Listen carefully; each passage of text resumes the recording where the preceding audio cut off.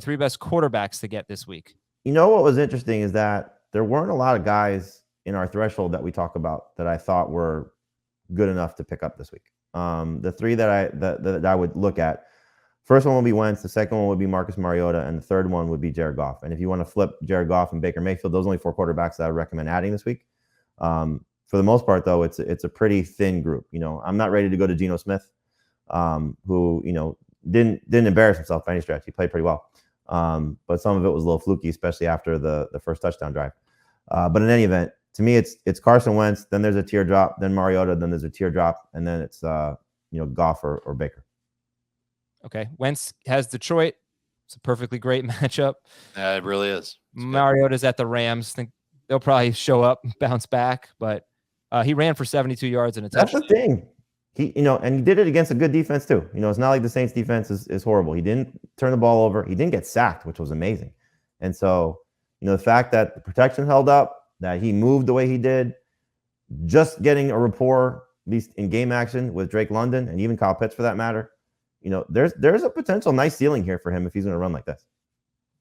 And Mayfield has the Giants, who allowed 8.1 yards per attempt to Tannehill last week, which is really bad. And Jared Goff has Washington.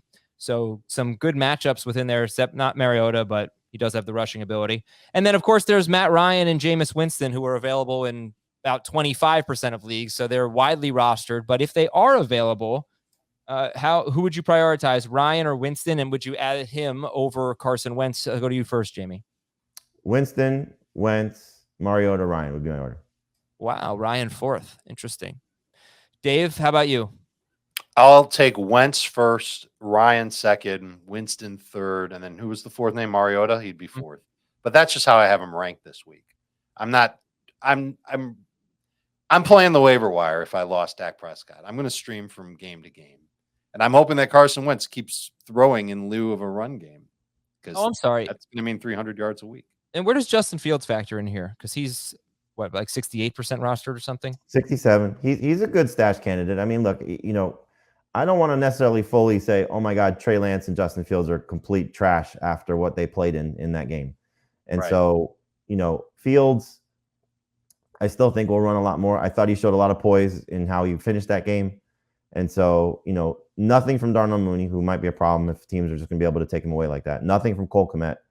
And so using, if it's a fluke play for Dante Pettis, how he scored. But, if he's able to just use his legs a little bit more, I think he'll get back into the potential streaming conversation. But, these first 2 weeks are not going to be easy for him against San Francisco and Green Bay. Yeah, the schedule gets much better after Green Bay, who obviously wasn't very good defensively at all. My gosh, their coverage breakdowns were terrible. But then Houston, don't play zone against the Vikings. Houston, the Giants, the Vikings, and Washington are the next 4 games beginning in week 3 for Justin Fields. So don't give up on him. And, don't give up on don't give up on Lance. Don't give up on Rodgers. Don't give up on Stafford. You're probably just starting those guys. You could maybe make a decision. I don't know. Do you have Carson Wentz or Ryan or Winston or somebody ranked ahead of Rodgers, Stafford, Trey Lance this week? Nope. No, I love Stafford this week. No. Yeah. No, I'm trying to think. Wentz or Trey Lance? Probably Lance Lahar. I've got Lance one spot ahead of Wentz. Lance Wentz. Did you believe the 49ers had the fewest amount of yards after catch in week 1 in the NFL, at least going into the Monday night game? And that's their specialty. Because they played in a pool.